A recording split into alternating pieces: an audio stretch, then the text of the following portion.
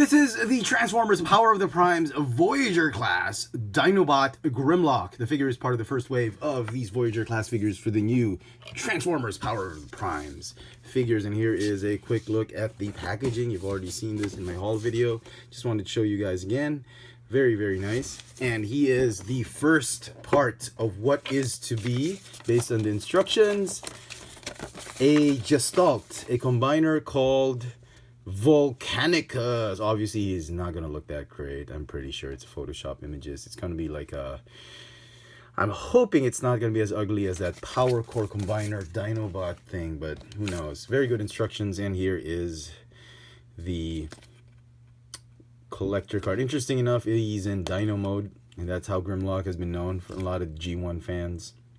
Liege Maximo Grimlock, and I suppose if you get Liege Maximo to combine him, speaks truth his enemies don't want to hear. That's the power. And he comes with this little sort of interim Power of the Prime, excuse me, let me stand him up, Power of the Prime accessory.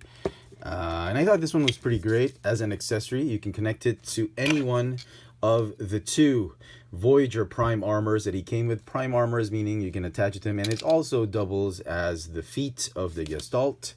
You can activate the power, as it were, by combining it that way, and by connecting the armor on his forearms. So you'll have those sort of claw armor attachments on him. Very, very cool. So take those out. Obviously they're for feet, and Hasbro just thought of giving them a secondary accessory.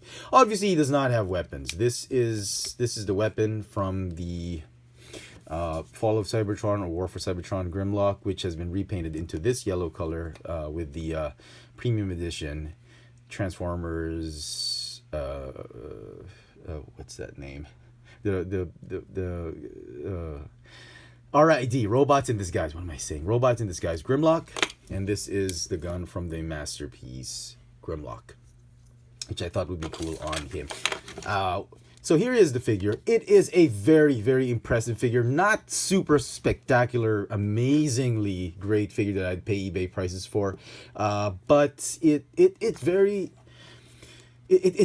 a very well made G1 homage to the figure, and a lot of fans have been wanting a sort of updated version of the G1 Dinobots, and quite possibly a reissue of the G1 Auto Dinobots. And I don't know why Takara told me, or Hasbro has not done reissues of those G1 toys. The KO, the knockoff versions are selling for incredibly high.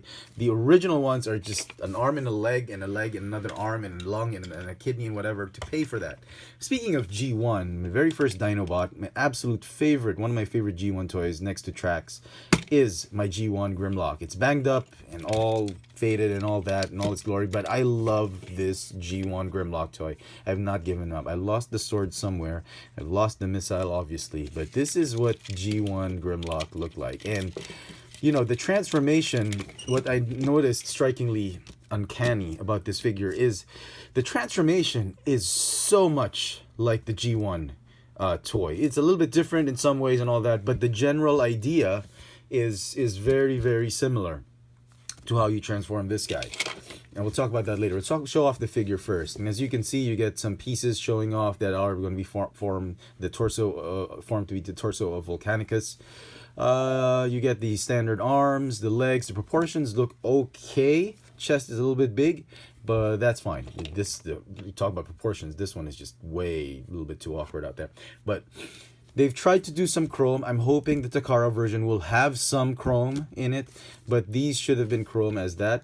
I know it's expensive, but what they did to sort of resemble that chrome, which I like that Hasbro is doing a little bit of these tricks, is they sort of for this particular piece, the neck piece, they've superimposed a gold plastic, which I hope does not become brittle, over a clear plastic. For this particular piece, I believe it is a clear plastic that they painted the inside gold with. So that is amazing, amazing. Very slight sort of hack in engineering, and I love it. I love what they've done with it. I'm hoping better results for Takara Tomy, but we'll see. So we'll put him off to the side just so we can look. Articulation for the figure, you got some waist swivel because of transformation, some double jointed elbow, swivel wrist, ball hinge ratcheting shoulders, swivel neck that can look up and down, ball hinge hips that ratchet, ball hinge thighs, swivel thigh and hinge knee that bends, you know, on a ratchet. So that's great. Great. Okay. I want to show you off the robots in disguise Grimlock, but we'll do that in Dino mode. So let's transform him. Very simple transformation. Again, just like the G1, you combine the legs and form the tail. For this one, I'll show you later. You fold it back up, and yeah. So very simple. You do this, and then you split the chest cavity and combine it here. And obviously the arms are going to be forming the legs. To do so, do this.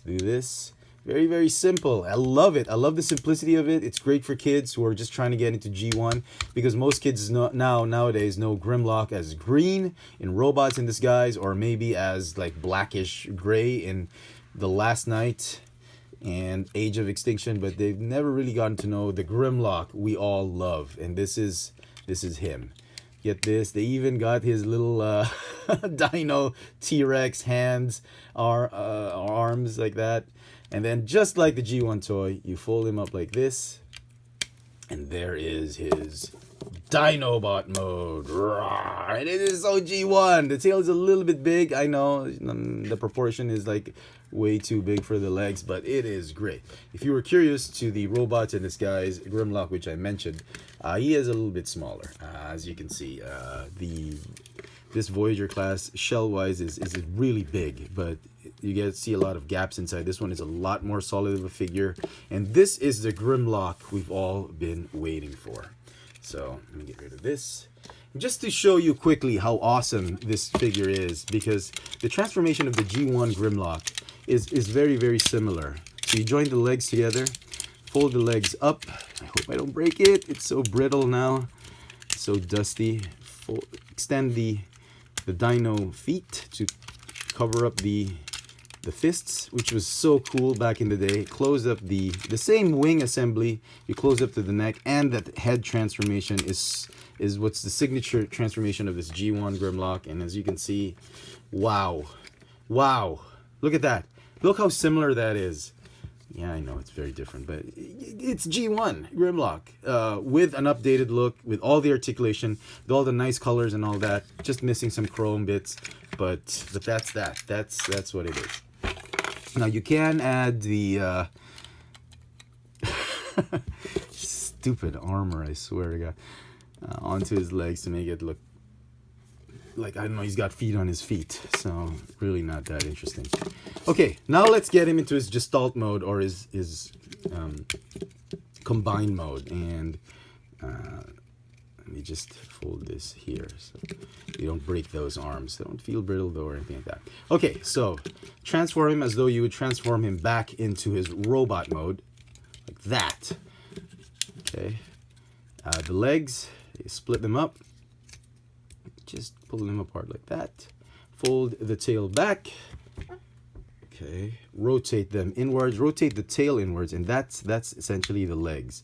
You can position them however you want, how far you want apart. If you want like a Menasor type of Gestalt, do that. But if you want it a little bit closer, I think that's fine. And this piece, the crotch piece for Volcanicus, just stays there, and that's the lower half. Okay, then what you want to do is, let's do the arms first. Do this. They don't really lock into place, they just stay there. Rotate the forearms down, fold them like that, and tab them in like this and like that. Okay, then go lift him up and tab that front of the chest onto his waist cavity, like there, or waist area. And this is like the front part of what's to be Volcanicus's torso. Rotate so it matches the waist piece. This is the shoulders. Am I doing this one? The Dinobot head is like the centerpiece of the armor, which is very cool. The wings tab into the shoulder just to give it some stability, which I thought was, honestly, I thought it was going to be a very flimsy Gestalt mode. Fold open this piece so that you can pop up the Volcanicus head. that piece back there to secure it.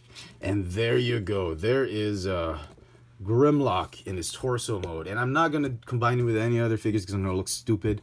I'm going to wait for the other deluxes to come and or to review them, and then I'll combine all of them with Snarl and Sludge and Swoop and Slug there. Interesting is that this piece right here can also become the centerpiece right here, which I thought was pretty neat. What am I doing? That. And that's a nice little centerpiece for that Grimlock armor. For that, oh, it's gonna look great. I mean, I've seen pictures of this one on the internet. I think they didn't do it justice. I think there is some future with this one. Very, very nice. So there you go, folks. Hope you've enjoyed this little video review. The figure is going to get a 9 out of 10 for me. Very, very impressive figure. I'm looking for greater things in the Takara Tomy version, but I cannot wait for the deluxe class Dinobots and to complete them to form Volcanicus. There you go, folks. The Transformers Power of the Primes Voyager class Dinobot Grimlock. Thanks for watching.